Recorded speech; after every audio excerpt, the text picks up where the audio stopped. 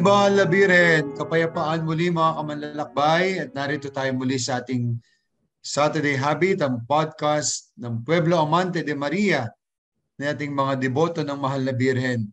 At kasama ko muli dito si Brother Ivan Panganiban. Hello, Brother Ivan. Viva la Virgen po, kapayapaan po sa lahat ng ating mga kamanlalakbay. Welcome po muli. Ito po ang second part ng ating pong episode tungkol sa Birhen ng Peñafrancia ng Maynila. Yes, balik tayo sa Peñafrancia. Pero alam mo, Brother Ivan, naalala ko, nung minsan nag-pilgrimage kami sa Spain, Opo. nasa tuktok ng bundok yung Birhen ng Peñafrancia. Actually, nung papunta kami doon, nakasakay kami sa bus, nagbibiro pa ako. Sabi ko sa mga kasama ko, nakikita niyo ba yung bundok na yun? Doon tayo pupunta. Hindi ko alam doon pala talaga. Grabe, nakakatakot. Ang taas-taas, ang tarik-tarik. Ngayon, tawagin na natin muli ang rektor at ang parish priest ng Archdiocesan Shrine ng Peñafrancia de Manila, si Father Jack Arada Jr. Hello po, Father. Father. Viva la Virgen po, kapayapaan po sa ating mga kamanlalakbay. Simulan na natin ang ating kwentuhan, Father Jack at Brother Ivan. Okay. So, Father, ito pong dambana po ng Our Lady of Peñafrancia ay talagang very special dahil ito po yung pinaka-recent na na-declare po pala na shrine dyan po sa Archdiocese of Manila. Paano po ba natanggap ng simbahan po ng Peñafrancia itong karangalan po na ito? Tama po, Brother Ivan at Father Nante. Noong May 14 ay idineklara po ang amin pong maliit na parokya bilang Archdiocesan Shrine of Our Lady of Peñafrancia. Ito po ay pagkatapos na i-evaluate ng Archdiocesan Liturgical Commission at ng aming mga canon lawyers ang statutes na proposed statutes ng aming shrine. No? Ano po yung mga naging mahahalagang aspeto na tinignan po ng Presbyteral Council at ng Arsobispo ng Maynila?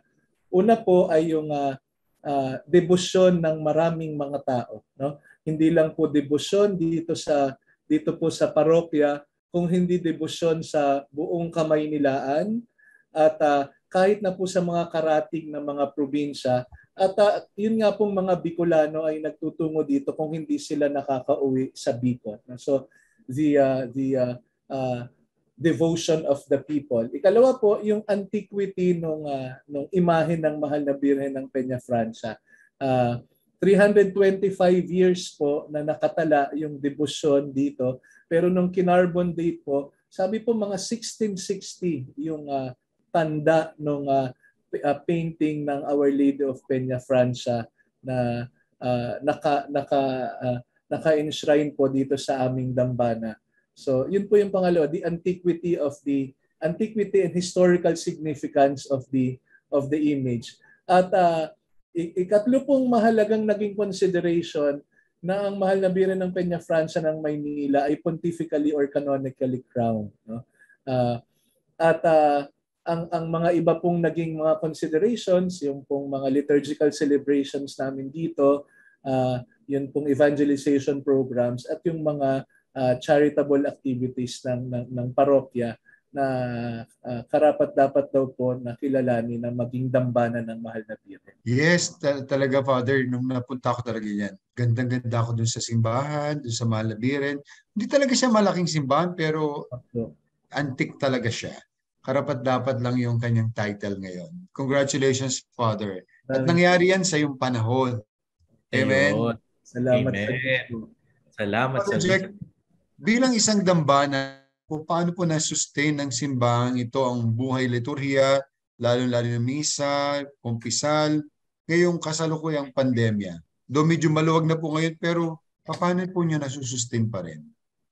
Noon pong nagsimula ang pandemya, nagdesisyon po kami agad dahil po nagkaroon ng lockdown para po sa spiritual nourishment ng mga tao na magsimula yung online masses. No? Nagsimula po kami gamit telepono, nakapatong sa floral foam, bumabagsak-bagsak yung telepono, nagba-blackout, no? Mahina ang signal. No? Pero sinikap po namin na maihatid sa bawat tahanan ang pagdiriwang ng Eucharistia. Noon pong hindi pa makapagtipon ng mga tao sa loob ng simbahan, nagpaalam po kami sa mga pulis na ipuprosesyon namin ang banal na sakramento tuwing linggo. Lalabas po ang mga tao sa kanilang bahay, may dalang kandila para magdasal. No? At nung medyo pinayagan po kami, hindi pa rin makapunta ang mga tao sa simbahan.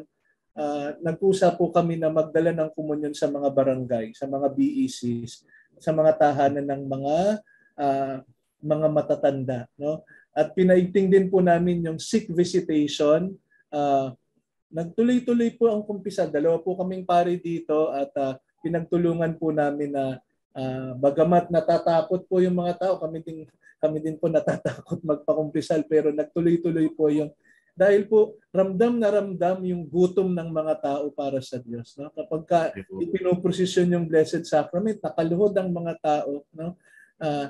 Noon pong pinayagan pa unti-unti, ang dami kaagad pumunta sa simbahan na talaga pong nakita natin yung uhaw, yung gutom sa salita ng Diyos at sa katawan ni Kristo. Pagpupunta kami sa mga barangay.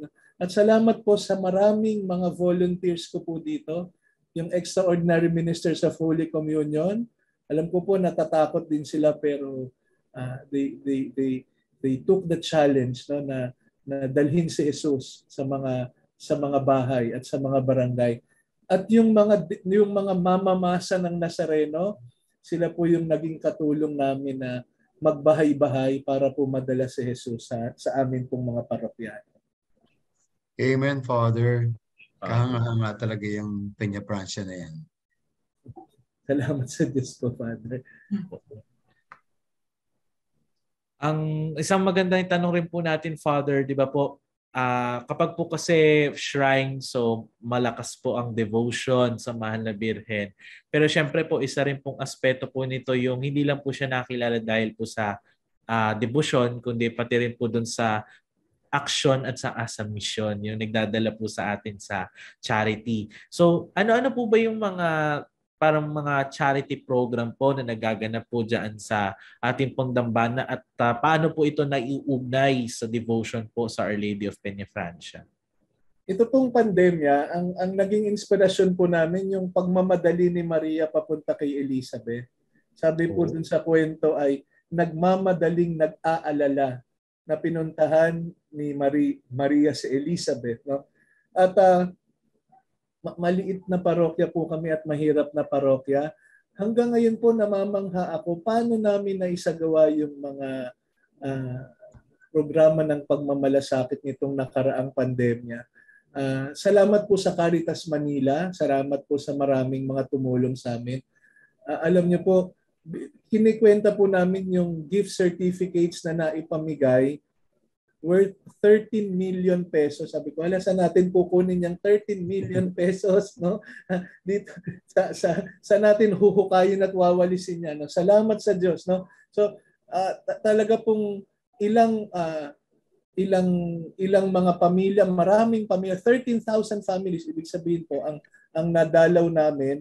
Meron po kaming 18 teams of our Ministry of Charity, no? Na naging matatag ang kalooban kahit nakakatakot na mahawa na pumunta po sa bahay-bahay para tumulong. So dinala po yung gift certificates, mga food bags.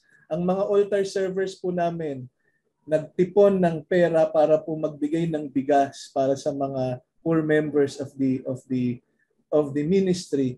Tapos po ay pinasimulan po namin ang tawag po namin sa aming community pantry and kindness station, Hapag ni Inang Peña Francia. Alam niyo po, nung pong pandemya, nagkasunog pa po ditong malaki. At yun po, kami po yung nagpakain sa mga nasunugan. Sila po tumira dito sa malaking high school, Manuel Rojas High School. At salamat sa Diyos sa tulong ng Caritas Manila, nagkaroon din po ng shelter assistance program para po makapagsimulang magpatayo muli ng mga bahay, yung mga taga-kanonigo dito po sa amin. Ang kwento po ng pandemya sa amin ay hindi kwento ng virus, kung hindi kwento ng pagmamalasakit ng maraming mga tao. At alam ko dahil mga deboto sila ng Mahal na Ina, dahil ang tagline nga po namin, kami mga anak ni Inang Peña, biniyayaan upang maging biyaya. Amen. Ngayon po, dadako ulit tayo sa ating lay sharer. Brother John, pasok. Viva la Virgen, kapayapaan po sa inyong lahat mga kamanlalakbay. No, maraming salamat kina Father Nante, na Father Jack at Brother Ivan no, sa napakagandang kwentuhan no, tungkol sa dambana ng Ina ng Peñafrancia sa Maynila. No, ngayon na naman po, no, makakarinig na naman po tayo ng pagbabahagi ng kanyang pagdedebosyon no, sa Ina ng Peñafrancia. No? Siya po ay isa no, sa mga miyembro no, ng Shrine Ministry, no, at siya rin po ang coordinator no, ng Family and Life no, sa dambana ng Ina ng Peñafrancia. No, muli at ating pakinggan no, ang debosyon no, ni Sister Michelle Palma. Na Viva la Virgen po, kapayapaan po sa inyo. Viva la Virgen po, kapayapaan po mga manlalakbay. So yun nga po no, kayo po ay isa no sa coordinator. Kayo po ang coordinator nga ng Family and Life no diyan po sa dambana ng Ina ng Peñafrancia no. Sa pamamagitan po noon no, paano po kayo nagdedebosyon no sa Ina ng Peñafrancia ng Maynila? Nakakatuwa nga kasi yung amin pong pamayanan, kasi malakas po dito ang mga yung service ng mga pamayanan o BECs. Yung amin pong BEC, kami po yung pinakamalayo sa Peñafrancia, sa amin pong simbahan. Actually, mas malapit na po kami sa isa pang parokya ng Santo Niño ng Pandacan. Pero, yun nga po, siguro naman po yung devotion, obvious po siguro kasi sa Zoom background ko po yung amin pong simbahan ang naka-Zoom talaga para maipalagana po yung devotion po sa mahal na Ina.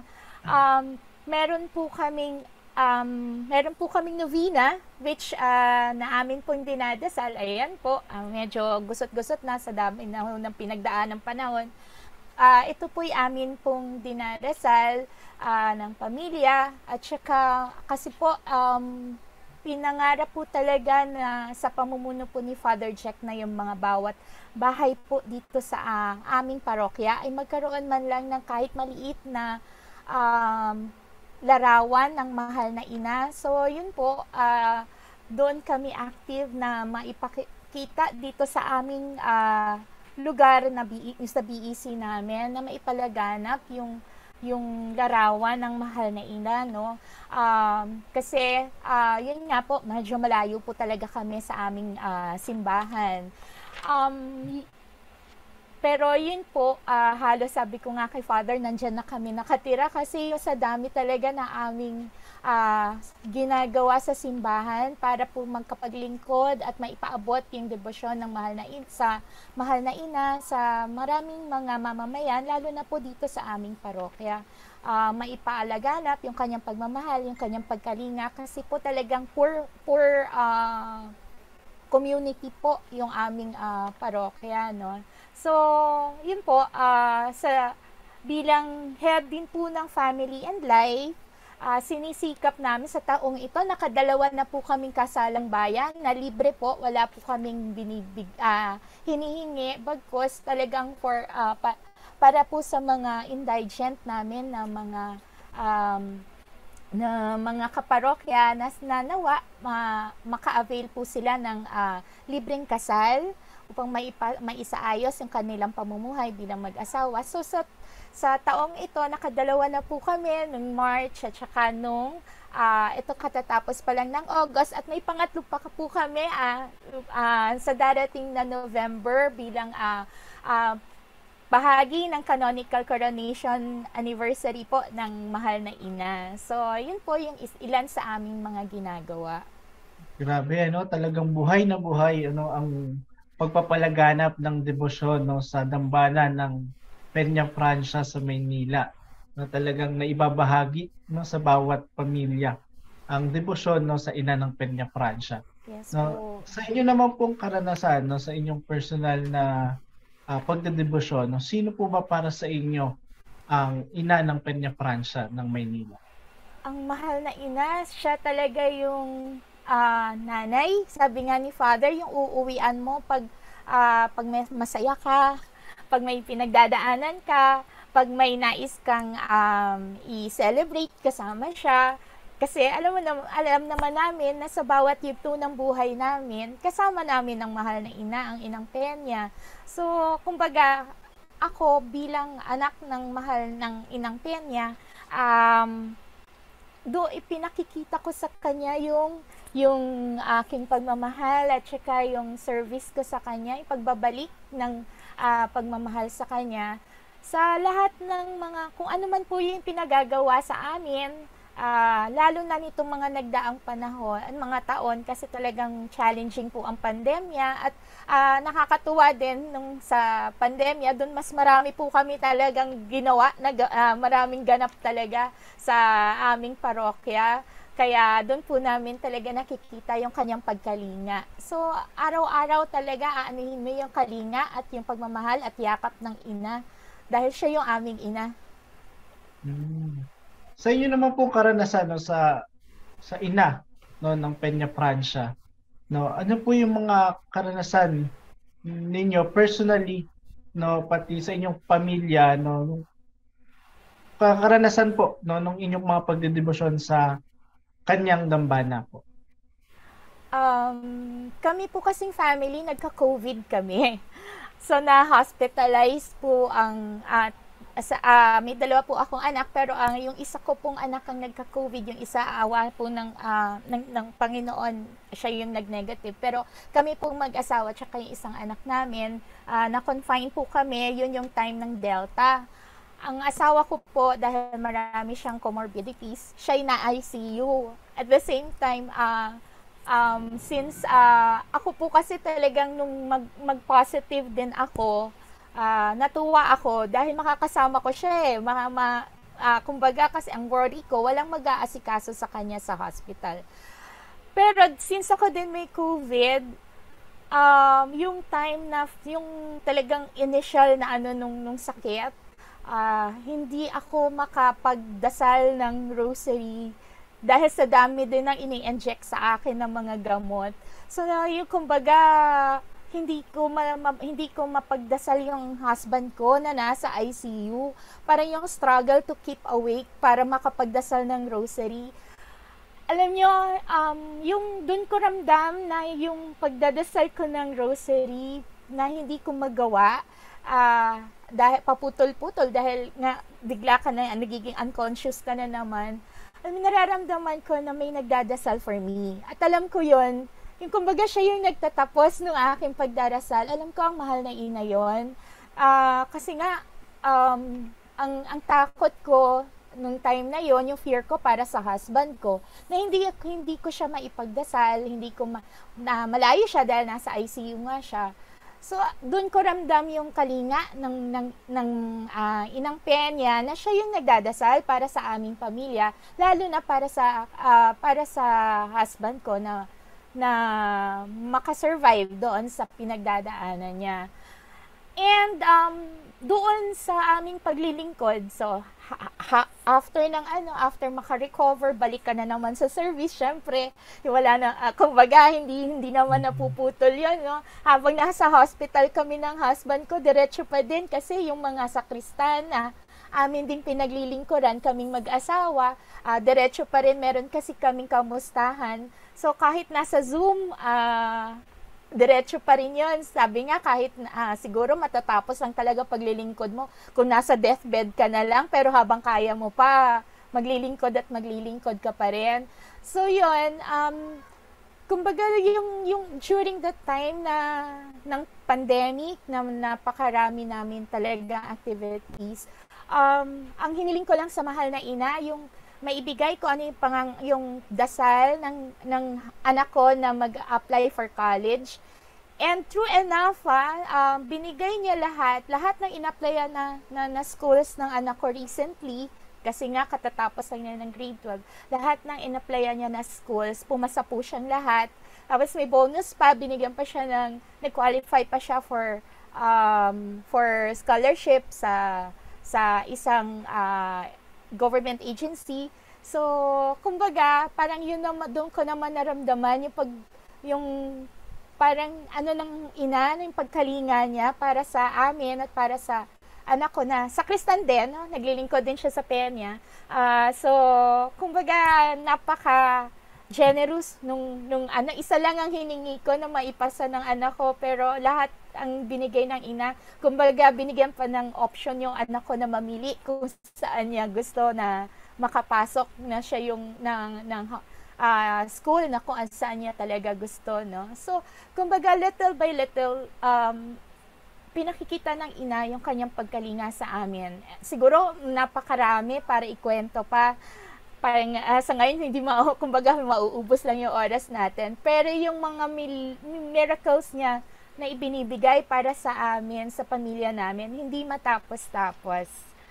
Ayun. Iba talaga po, no, ang isang ina, no, narinig nga natin, no, na sa isang ina din, no, na kanyang experience, no, sa kanyang paglilingkod, no, sa dambana ng mahal na ina ng Peñafrancia, no, naramdaman niya din na yung pagiging ina ng mahal na birhen, no, na talagang kahit anong pagsubok, no, talagang nandyan ang isang ina, no, na magdadasal para sa atin. No, kahit may sakit na nga, no, narinig natin, no, kahit may sakit na siya, no, patuloy pa rin na nagdadasal na para sa kanyang pamilya. No, sana, no, ganoon din tayo mga kamanlalakbay, no, ibahagi natin, no, sa ating mga kapwa, no, sa ating pamilya, no, ang isang ina, no, ang isang ina na nakikinig sa atin, no, may isang ina na gagabay sa atin, no, sa ating pamilya. No, kaya ilapit natin, no, sa mahal na ina ang ating pamilya, no, sa ating pang-araw-araw na buhay. No, yun yung narinig natin na sa kwento ni Sister Mitch Palma, no, na talagang may isang ina, no, na nandyan lagi para sa ating pamilya. No, maraming salamat po, no, sa inyong pagbabahagi, no, dito sa ating episode na ito. No, magbabalik na tayo ngayon, no, kina Father Nante, no, kay Father Jack at Brother Ivan. Na muli, Viva la Virgen, kapayapaan po sa ating lahat. Thank you po. Viva la Virgen, salamat kay Sister Mitch. Ang gusto ko yung pag tinatawag niya yung Inang Peña. Para napakalapit talaga sa talagang puso. Term of endearment, talagang taos sa puso. Galing po. Talaga. Thank you, Mitch. Ngayon, balik na tayo kay Father Jack. At tuloy na po natin ating last portion ng kwentuhan tungkol sa Inang Peña ng Maynila. Ayun. Father, so bukod po doon sa mismong simbahan, meron po bang mga, kunwari po mga iba pa pong mga facility na makikita po dyan po sa ating pong simbahan na kagaya po ng kunwari po museum o gallery po na nandun po yung pwede pong makita ng mga tao yung kasaysayan at ng ng Birhen ng Peñafrancia? Katulad po ng sinabi ni Father Nante nang dumalaw siya dito, napakaliit ng lugar namin. Sabi nga dun sa kanta, bahay namin, maliit lamang. Maliit na lugar namin, maliit na simbahan. Pero salamat po dun sa pinalitan kong pari dito, si Father Alex Thomas. Nagpatuyo po siya ng parang formation building. No? Ang tawag po namin ay Casa de Maria. No? Casa de Maria. Alam niyo po, dito ginagawa lahat. Casa de Maria, paghuhubog, lahat na yata nagawa dito na paghuhubog, yung pagpe-prepare ng relief, kahit nga po libreng tuli, no? Wellness program, mission, medical mission, marami na pong naganap dito. Dito po ginagawa ang mga paghuhubog. Nagkaroon na rin po ng youth encounter. No? Ito pong Casa de Maria, at salamat sa Diyos, yun pong barangay namin dito very cooperative, no? Dahil po nasa looban kami, meron pong tinatawag na Plaza de la Virgen. Kaya mapapansin niyo po tuwing dadaan kayo sa Zamora Street, lagi pong merong religious team yung nasa stage ng Plaza de la Virgen. Kapag Holy Week, kapag piyesta ng Virgen, nandun ang mahal na Virgen ng aming replica, Santo Niño nandun. So parang katuwang talaga namin ang barangay, no? Na magpalaganap ng debosyon. Alam nyo yung, hindi kami nagre-reklamo kahit maliit yung lugar namin. No? Laging merong, ang nanay ganyan, di ba? Yung kahit mahirap ang buhay, hahanap ng paraan para para mapaghusto, maging maginhawa yung buhay ng mga anak niya. And to compensate yun sa liit ng space, we create virtual spaces, no? Through videos and through social media. Dito po namin yung mga videos, gumagawa kami about the history, about the identity of the shrine. Ito po yung ginagamit namin para magpalaganap ng debosyon, ng catechesis tungkol sa Mahal na Birhen, sa debosyon sa Mahal na Birhen. Ako, Brother Ivan, pupunta ka doon. Talaga ang ganda-ganda. Ang cute-cute nung kanilang simbahan at yung barangay nila. Mararamdaman mo talaga yung presence ng Inang Peña. Inang Peña. Amen. Alam niyo po, nito pong pandemic, napili ng TV Maria na ito yung home of TV Maria sa first week of the pandemic. Dito po ginagawa yung daily masses. At si Bishop Pabilio po, dito niya ginawa yung maraming mga liturgical celebrations ng Archdiocese during the pandemic. Kaya yun po, nagpapasalamat kami na nakilala yung aming munting simbahan. No? Nung medyo naghigpit na, ang TV Maria ay nag-taping na sa kanilang studio. Pero ito po yung unang home of TV Maria during the pandemic. Congratulations, Father. Father, meron po bang mga pagkakataon na nagkaroon ng ugnayan yung networking, yung dambana ninyo at saka yung Basilica ng Minore ng Peña Francia sa Bicol? Opo. Una po, para po makilala nga po yung koneksyon ng debosyon dito sa Maynila at sa Bicol, ay pinagpasyahan po namin na i-enthrone ang Mahal na Birhen ng Peña Francia ng Bicol dito po sa aming lugar. At ang nag-enthrone po ay si Archbishop Rolando Tria Tirona. No? In-enthrone niya po ang Mahal. Binigyan po kami ni Archbishop Socrates Villegas ng imahe ng Mahal na Birhen ng Peña Francia, nabigay din sa kanya ng mga taga Bicol.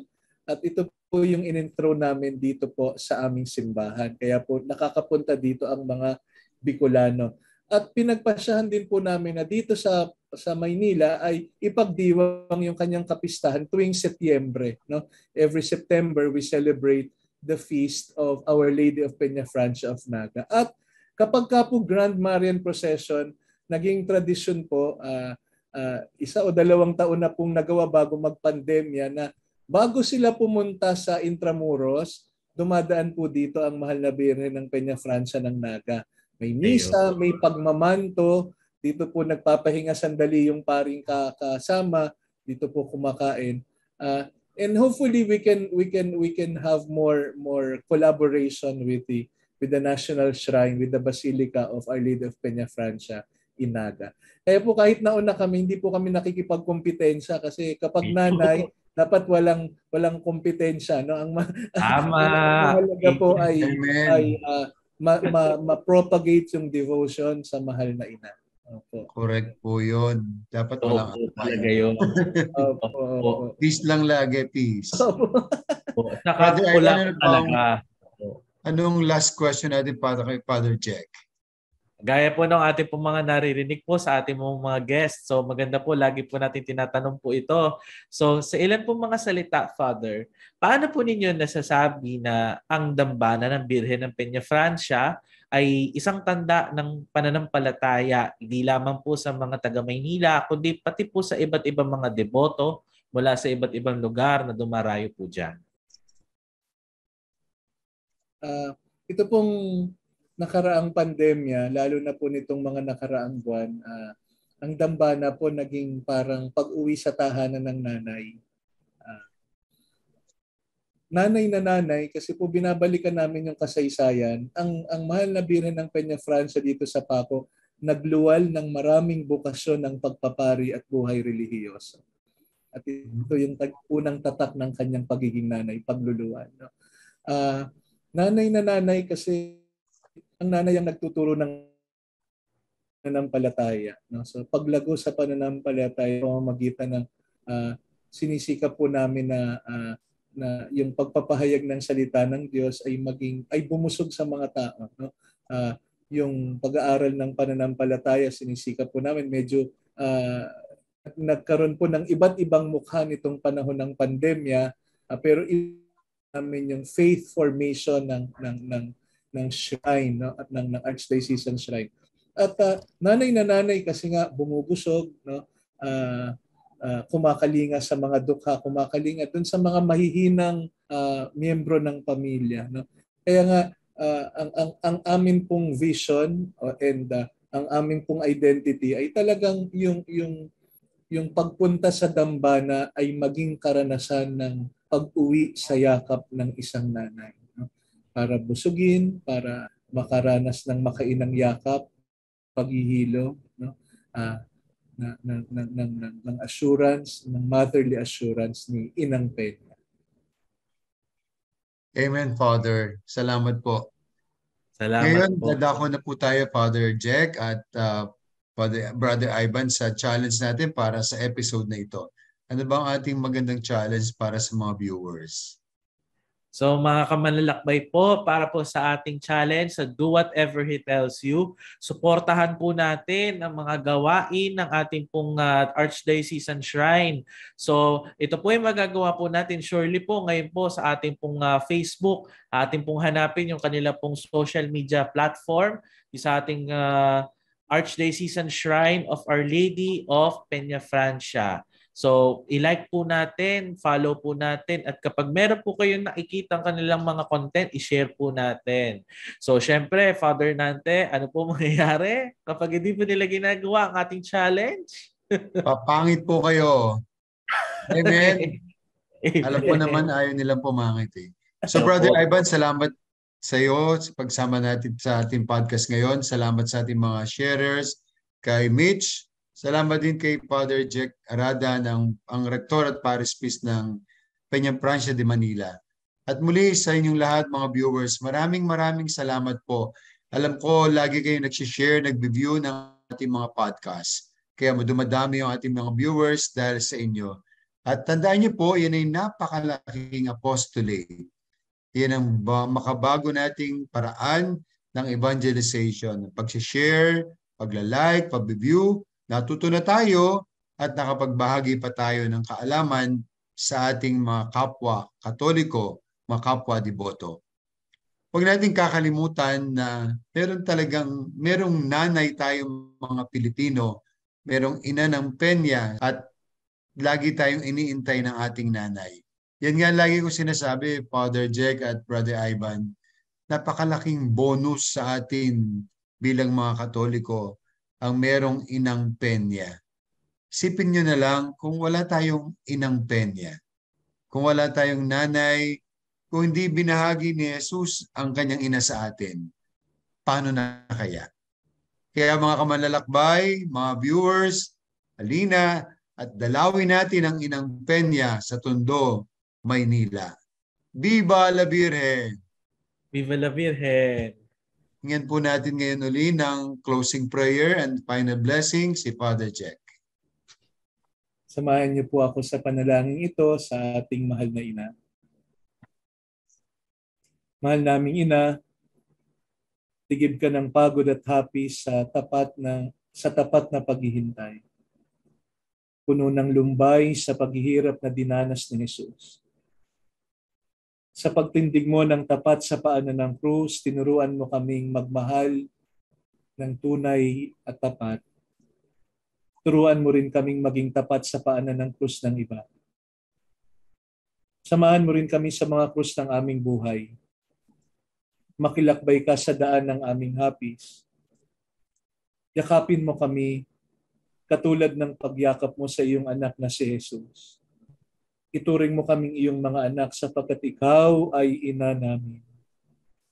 Mahal naming ina, tulad ng pag-aaruga ng isang ina sa kanyang sanggol.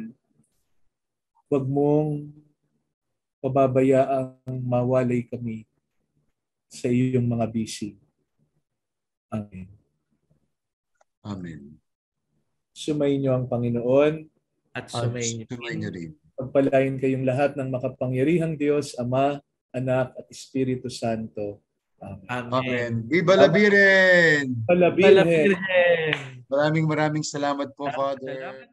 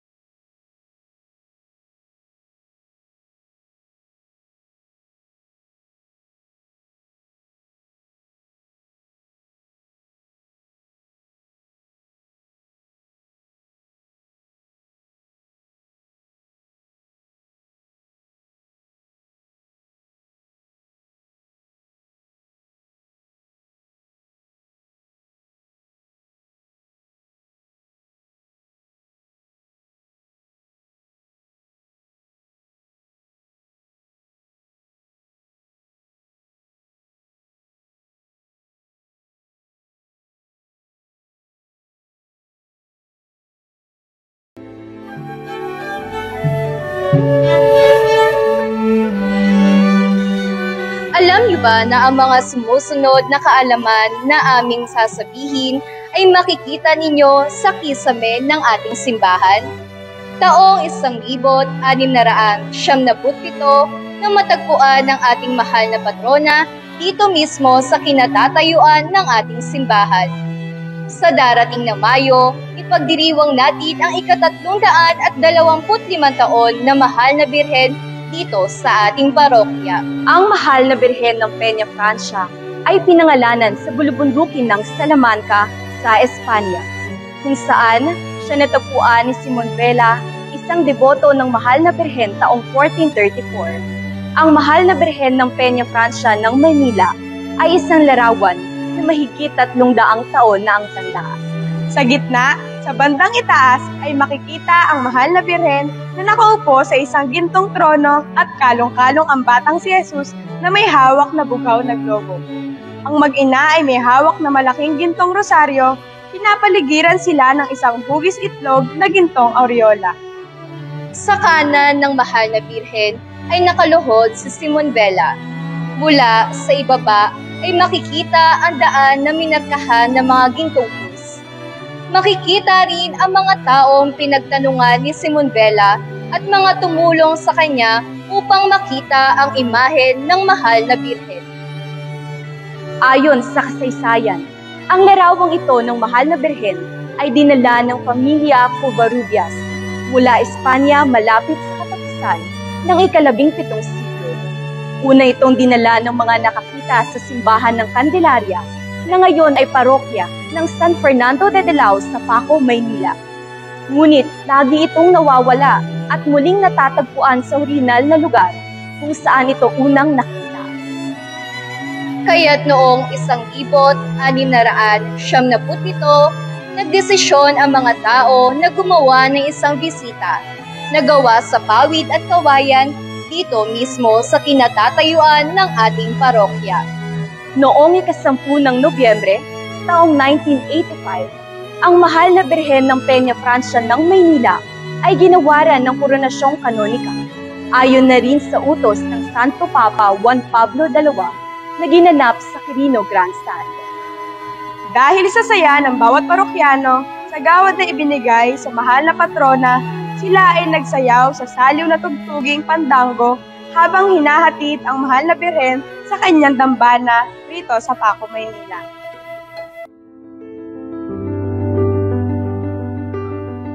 Ngayong taon din po ay pinagdiriwang natin ang 70 taong pagkakatatag ng ating parokya, ang Birhen ng Peña Francia ng Maynila. Ang kasaysayan ng ating parokya ay nagsimula noong 1697 bilang isang bisita upang magsilbing dambana ng ating mahal na patrona.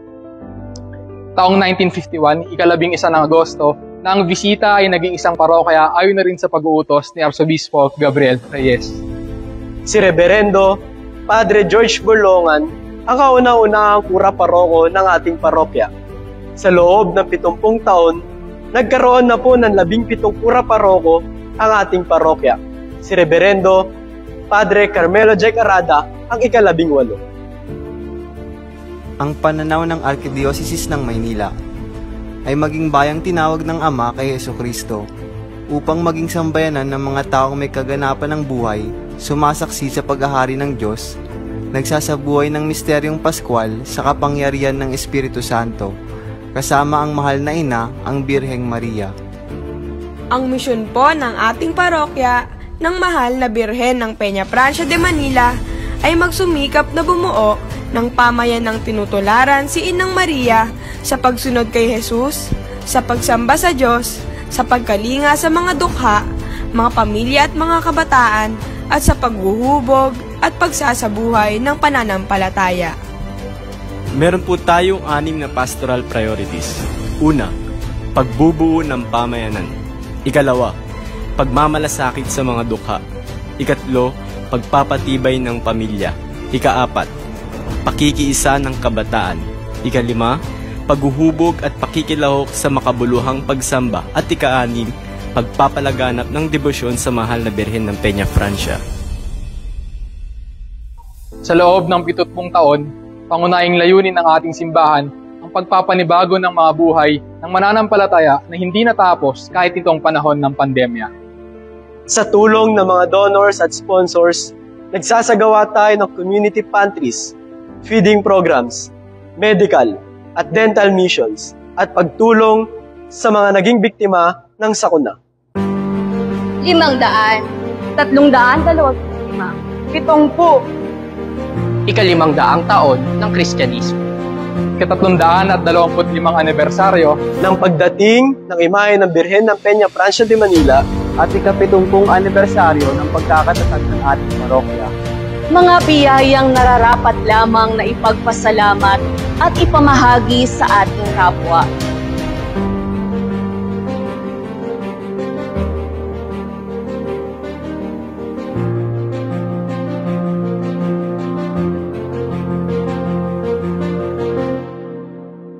Ako si Angelica, kumakatawan sa kabataan. Ako si Olivia, isang lektor. Ako si Lea May, mula sa Create.